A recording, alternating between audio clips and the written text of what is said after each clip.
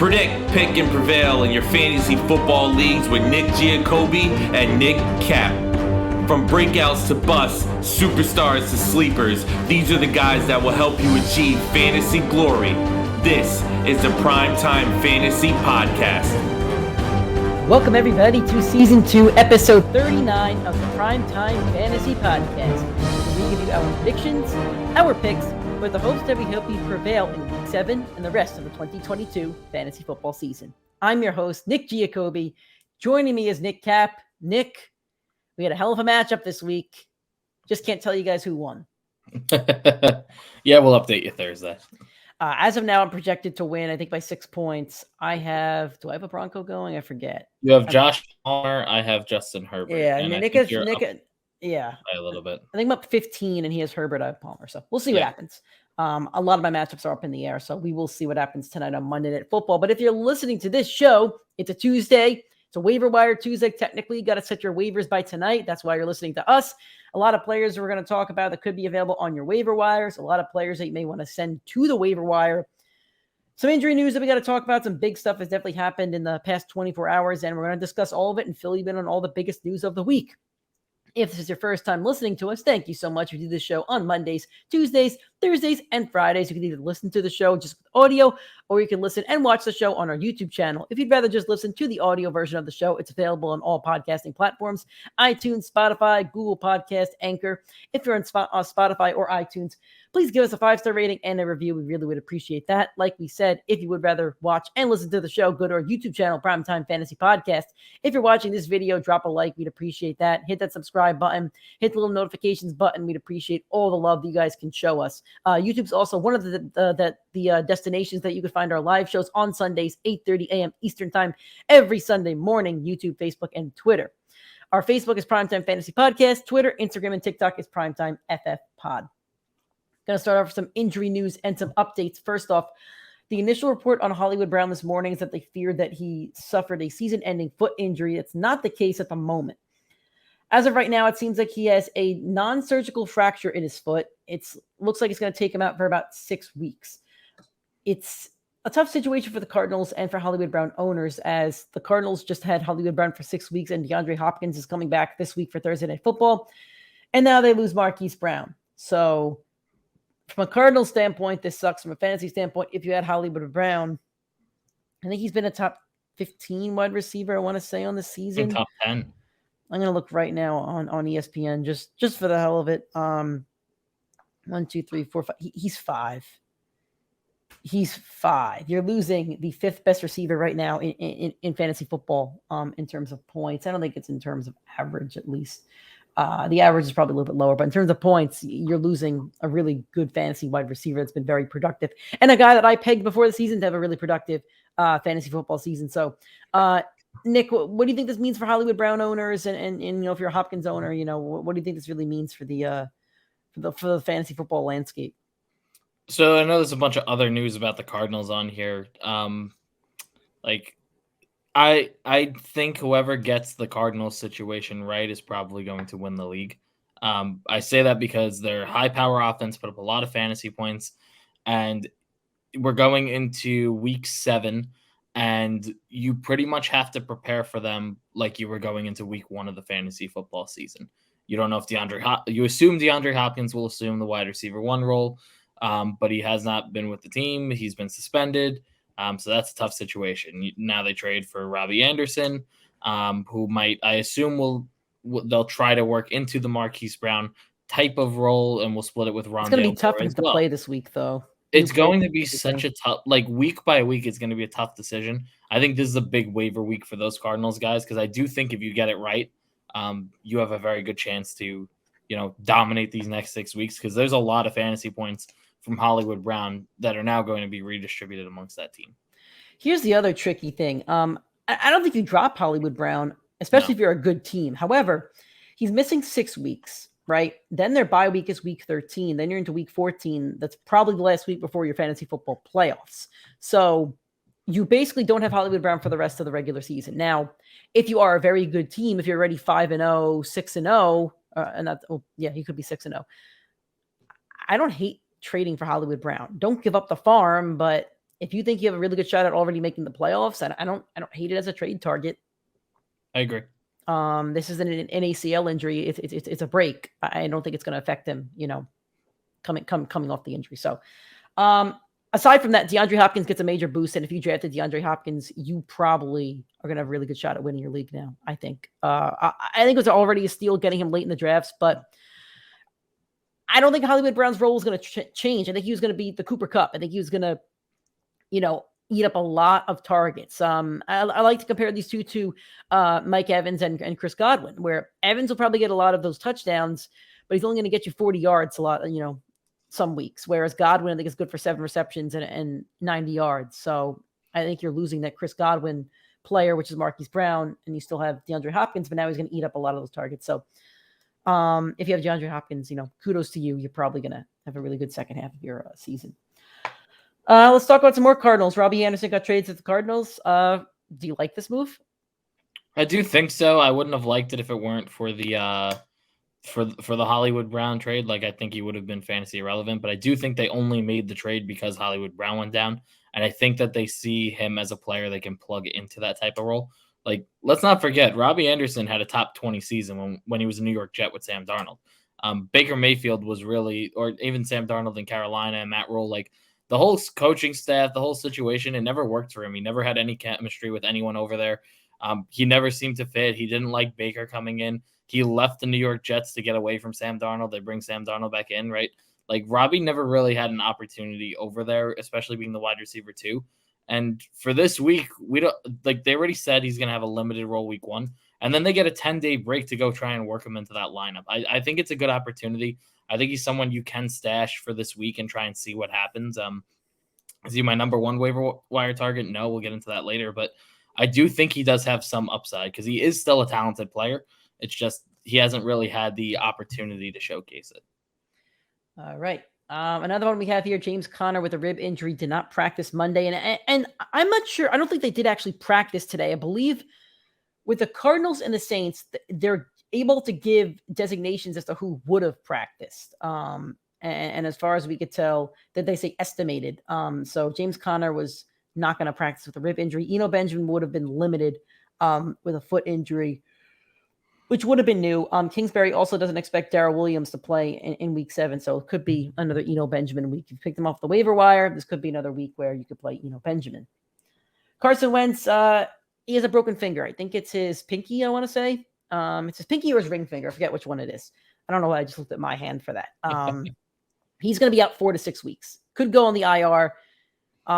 This is messy. This is a guy who's really made a lot of those football team players like relevant. Michael Pittman was good last year because of Carson Wentz, because right now Matt Ryan isn't making him a good player. I know he just had 120 yards, and I picked him as the boom player, but Matt Ryan has looked a lot worse than Carson Wentz did on the Colts. Carson Wentz has made Curtis Samuel a top 15 fantasy wide receiver, in terms of points. Terry McLaurin still there. Jahan Dotson had 5 touchdowns before his concussion. So I forget who's starting this week. Is it Heineke? Is it Heineke? That's yep. Gross. You have any thoughts on this injury? I want to take a look at the numbers because I do think there's going, and I know we have them in stash trash for the running backs on this team, but I do think the wide receivers are going to come into question after this week. Because they have, like, all 3 have been fantasy relevant. Even last week, all 3 of the running backs for Washington, like, none of them had great weeks, but they all had, like, solid or decent performances. Like, none you would really want to start, but they had fantasy relevancy. So I am very curious. I think this is another team like the Cardinals where they do put up a lot of fantasy points, and where they're going to get distributed now, like, completely changes. Like, Brian Robinson came in. John Dotson's been hurt the last couple of weeks. Will probably come back this week. Like, there's so many moving pieces here, and I'm very curious to see what Washington does. Let's move on to the Saints, who have a slew of injuries for Thursday Night Football. First off, Andy Dalton has a back injury. I think he's going to play Thursday Night Football. They said that if they practiced today, he would have been limited. I know Nick has a note here. Taysom Hill could get more reps at quarterback. Winston's still recovering from the back injury, but Winston was also active last week. So I don't think that Taysom's going to get a lot of reps at quarterback. I think that Dalton or Jameis are both healthy enough to play. So I think Taysom Hill will be a last resort. I think Taysom is a must start this week. Because I mean, a tight end, not a quarterback. Well, yeah, exactly. And that's exactly why I wouldn't start him at quarterback either way. But at the tight end position, I think he's a must start this week. Yeah, I mean, I don't think he's going to play a lot of quarterback. I think he always has the chance to score a touchdown, but I don't think he's going to play a lot of quarterback this week. Michael Thomas, Jarvis Landry, and Marshawn Lattimore are probably out for Thursday Night Football. Chris Olave, however, would not have had an injury designation if they did practice today. So it looks like he has cleared concussion protocol, or he's very close to it. Looks like he could return for Thursday Night Football. So that's good for the Saints. Dak Prescott, I believe he said last night on Thursday Night Football, or I believe this came from his mouth, that he said he was planning on playing against the Lions on Sunday. Mike McCarthy said he's going to practice on Wednesday, and they'll see how the week goes. I would be shocked if Dak isn't playing against the Lions on Sunday. I think they protected him. I do think so. Like, I think they said, let's put Cooper Rush out there, because if Dak lost to the Eagles this past week, there would have been like so many. He was ready either. That's a bad game to come back from. I don't think he was ready. Now he's going up against the worst defense in the league. Like, they really are the worst defense in the league. It's a good opportunity. So we'll see. I mean, early thoughts. Are you playing Dak this week if you held on to him? Yeah, I'm putting him back in. Yeah. It's the most favorable matchup for the quarterback position. For the most part, he's not a streamer. Like, he's a must roster quarterback. But like, if there was a guy on the waiver wire with a better matchup, there's a good shot you would play him over Dak. When you have someone like the Lions, you just got to plug and play him. I think he was good to go this week. I do think that they protected him. Interesting. It's possible. Tua with this head, neck, and back injury. It was a concussion. Let's call it what it was. It was a concussion. He's cleared for his return. He's going to face the Steelers in Week 7 in a revenge game for Brian Flores and a revenge game for Tua. Multiple revenges. I don't know, but it's good news for the Dolphins, who I think have lost 2 or 3 in a row. So now they can get right. And you know what? Good for Tua, because the Dolphins weren't winning without him, and they were 4-1 with him. So, or something like that. So you know what? Went 3-0 with him. They were 3-0 with Tua. So you know what? Good for Tua, because he's shutting down the haters, and we'll see how he rebounds from this injury. But good for him. Rashad Bateman with a foot injury. John Harbaugh says close to a return. I don't think he should be close to return for your lineups, though. He's been bad. So moving on to the waiver wire, we're giving you our top 5 players for our waiver wire Week 7. We're going to run through a bunch of players that are available, and then we will, give you our top 5. If you need a quarterback, the one that we've highlighted is Daniel Jones, owned in 27.3% of leagues. I think he's had over 17 fantasy points 3 out of 6 weeks, and over double digits, I think, every week except for one. Yeah. So, Daniel Bellinger, I think that's how I say his last name. He's a Giants tight end, owned in 2.5% of leagues. He's at over 8 fantasy points in 4 out of 5 weeks. And I know it's not a high number, but if you're streaming tight ends, that's really not the worst number in the world. Mm-hmm. Alec Pierce is still only owned in 25.3% of leagues. I don't think he's owned in many of our, competitive leagues out there. But I think he is owned in the competitive leagues, but, over 9 fantasy points in 4 straight weeks.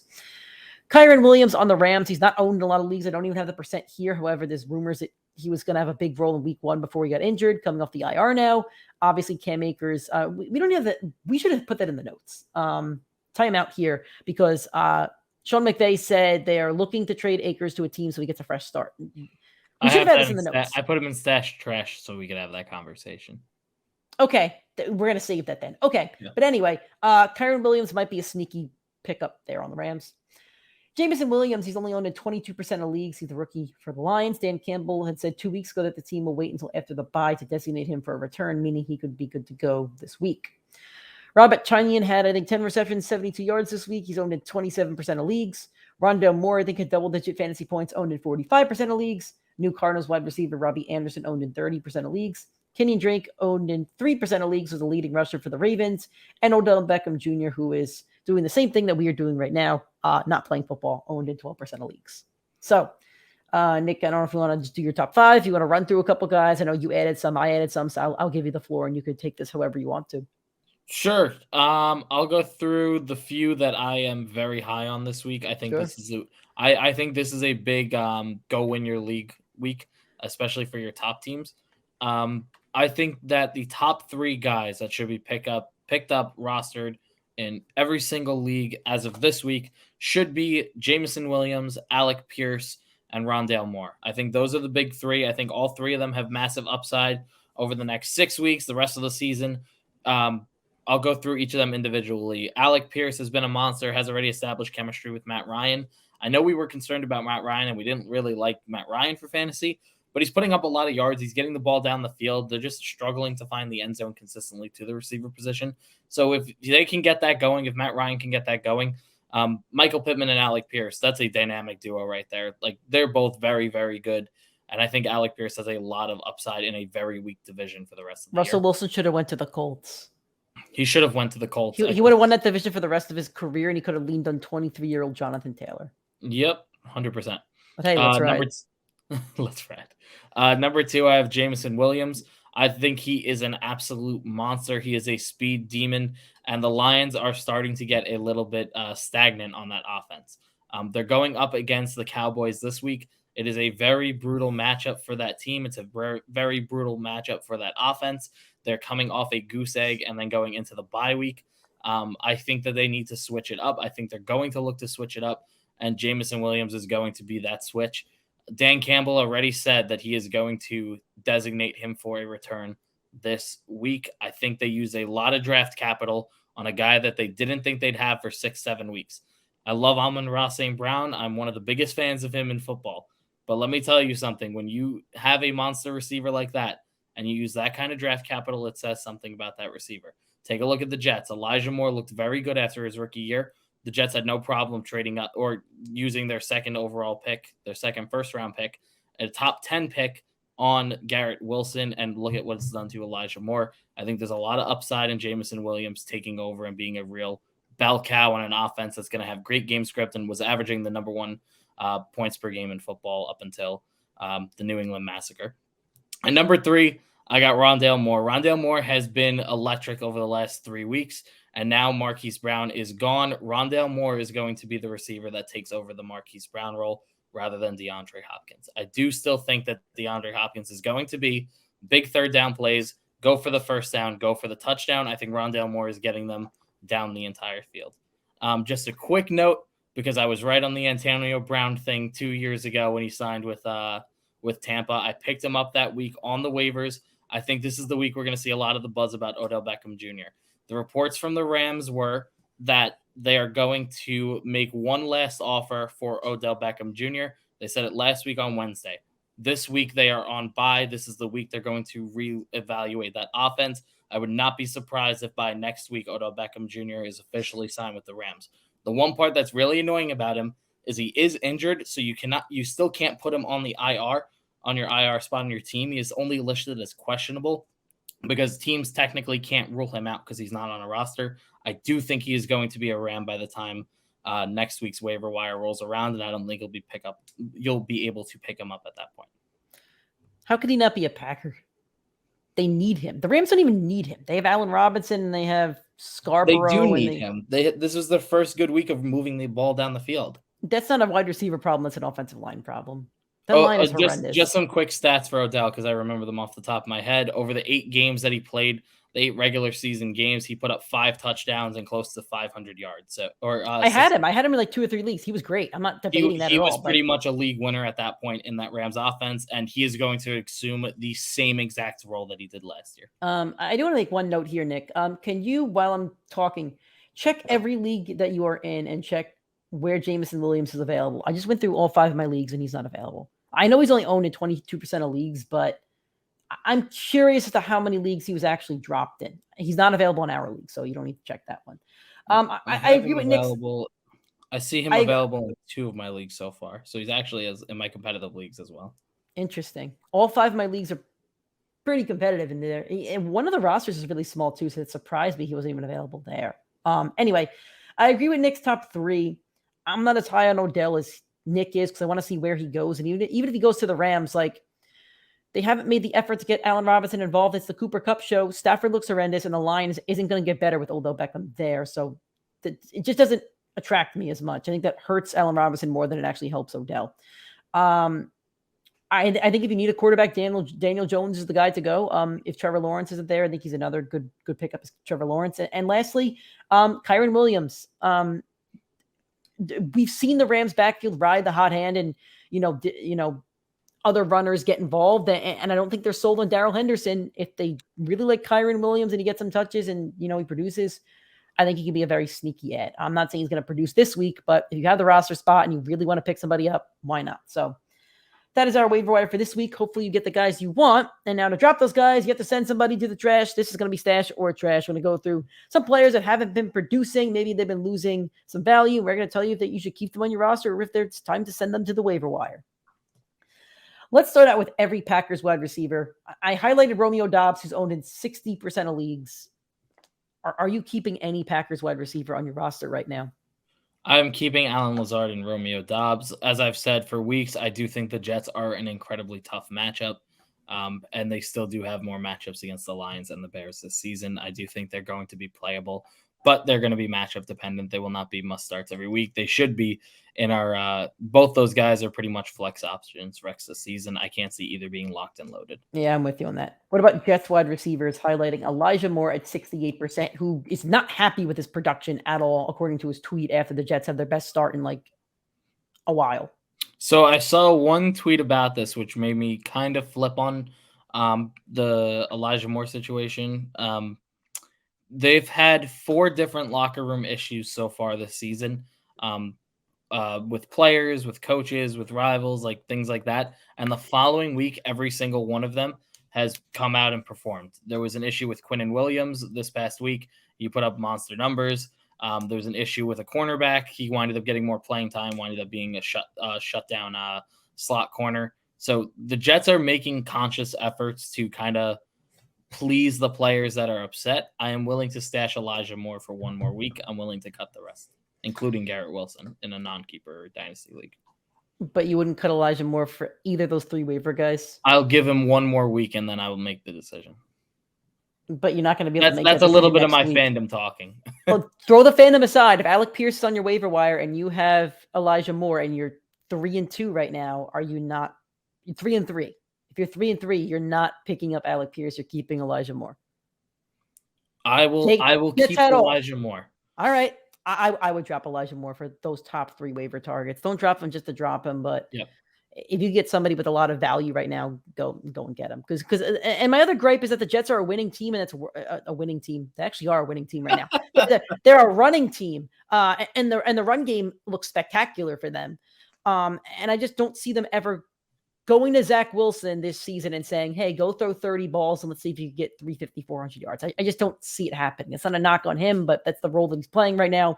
It's the role that Russell Wilson played at the beginning of his career. So he is playing the Tim Tebow Broncos role at the moment. Sure, but he's not going to throw for a lot of yards. My point being, like the Jets offense is go run the ball, go get the ball down the field that way, go let the defense cover us, and then we're going to need you to make 5 big plays a game. If you can make 4 of those, we'll win games. And that was it. So that tells me, to me, from a fantasy standpoint, I don't feel the need to roster a Jets wide receiver. The reason I do like keeping more, and I know we're harping on this a little long, so I'll try and be quick.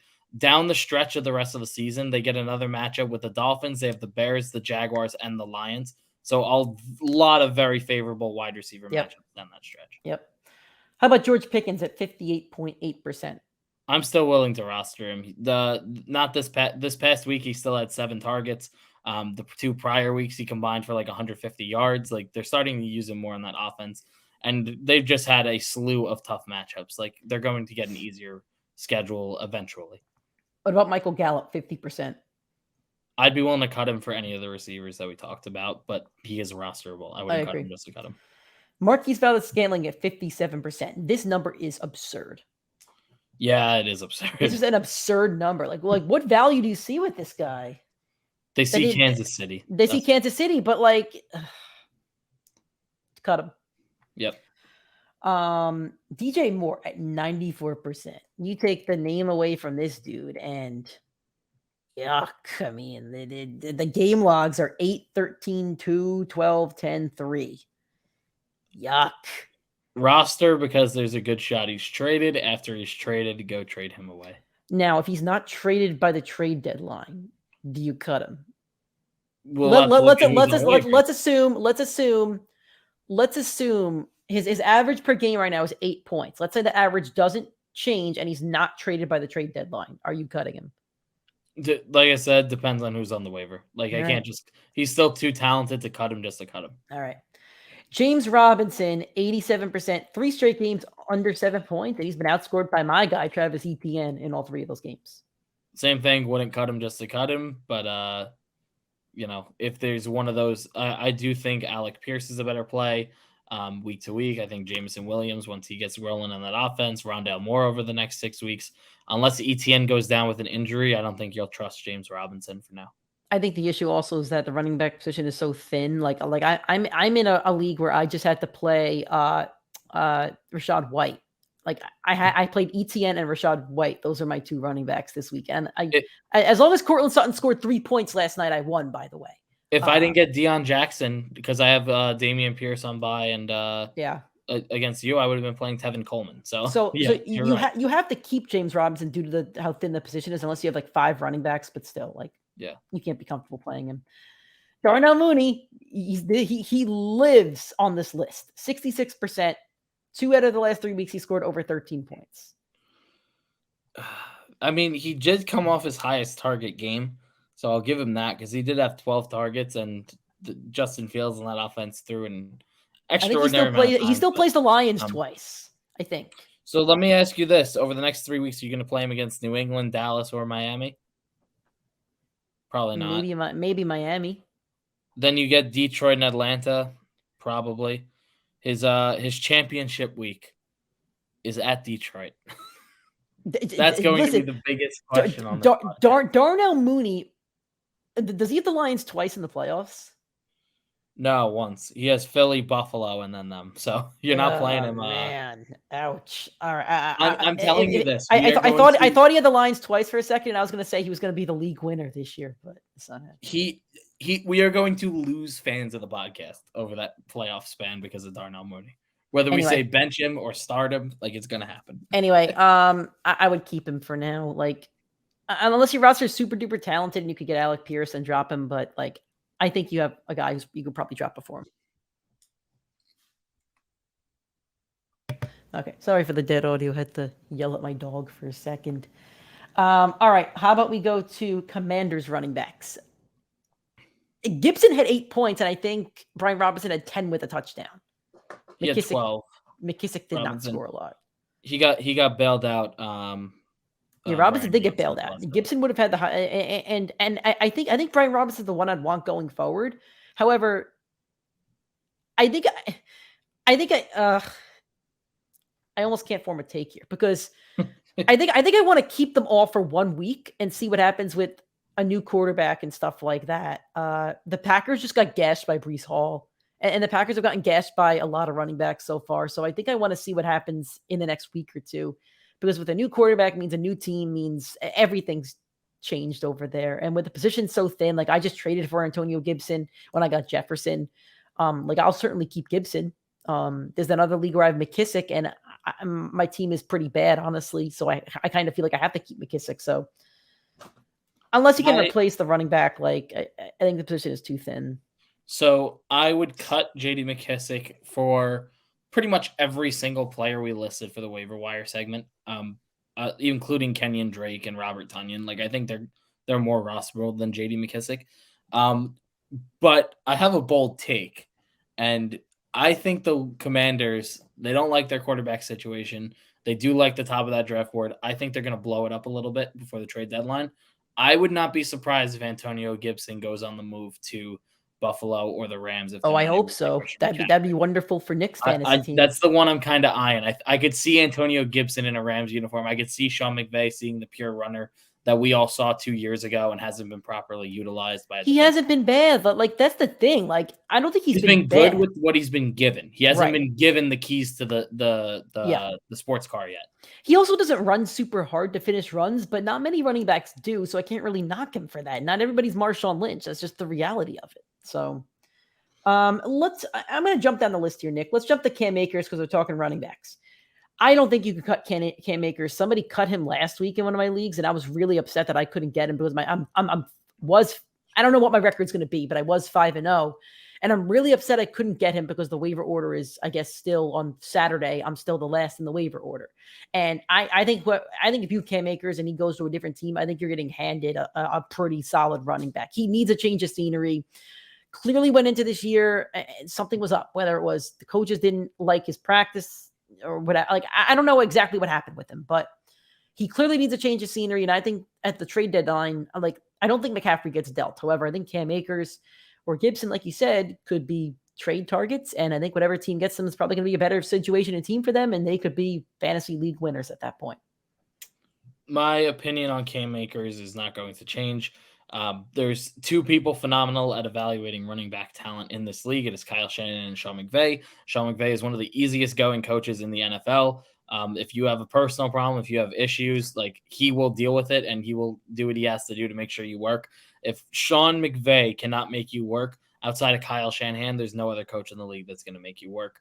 I do not trust Cam Akers. I don't think he's going to be startable no matter where he's traded, even if it's the Baltimore Ravens or the Philadelphia Eagles, who move the ball with the run just as well as San Francisco. Like, I can't see myself trusting him ever. All right.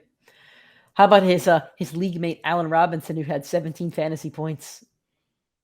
Allen Robinson. Now you got to keep him another week. Yeah, and he's on bye too, which is the worst part. He's on bye, and if Stafford is banged up or the Rams are banged up, they have 10 days to get healthy and figure it out. And they have the Seahawks twice. So there's that. Drake London owned in 70% of leagues, 3 straight games under 8 points. It's another situation where it's like there's too much talent to cut him, but at what point are you going to trust him? Yeah, I think that's the thing. And I don't like cutting rookies because they really don't break out till later in the season anyway. J.K. Dobbins owned in 93% of leagues.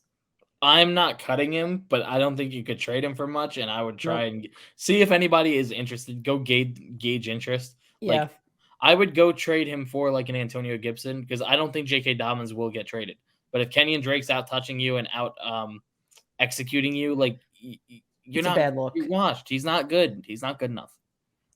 All right, Nick, I have some backup running backs I want to talk about here, and I want you to let me know which ones you think we should cut, if any. Michael Carter at 73%. No, don't cut him. Okay. I wouldn't cut him either, but it depends on the league. Because right now, like, my 2 guys are about to talk about. My bench in one league has Alexander Madison and Khalil Herbert. Would you cut either of them?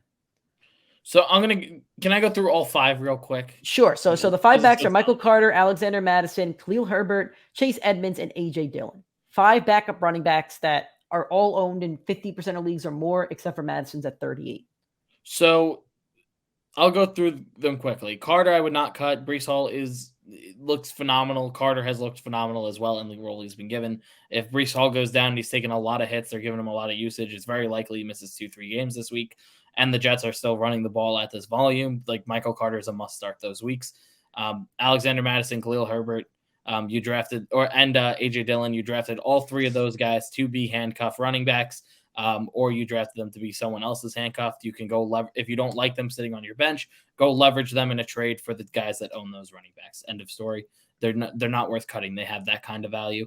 Chase Edmonds is the only one on this list I'd consider cutting, because I think those top 5 guys we both talked about, I think they're more rosterable. I think he only had 1 or 2 touches this week. The only upside I see in him is he's playing behind one of the most injury-prone running backs in the history of football in Raheem Mostert. I think you totally nailed it. That's exactly how I would do it. So probably don't want to cut many of those. So, yeah. All right. That is our show today, guys. Thank you so much for listening. We went a little bit longer for a Tuesday, but that's okay. I hope we provided all the necessary info to make your decisions on who to cut, who to keep, and who to add on your waiver wire. I do hope you guys get everybody you want on your week 7 waivers. Thank you so much to everybody that listened. If you're listening on an audio platform like Spotify or Apple Podcasts, please give us that 5-star rating and a review. It takes all of 30 seconds and really does help us out. If you're watching on YouTube, please drop a like on this video, hit the subscribe, let your friends know. We'd appreciate that as well. Keep interacting with us on social media, Twitter, Instagram, TikTok, PrimeTimeFFPod, Facebook and YouTube, Primetime Fantasy Podcast. Thank you guys for all the support. Best of luck in your week 7 waivers. Let's start getting you ready for week 7.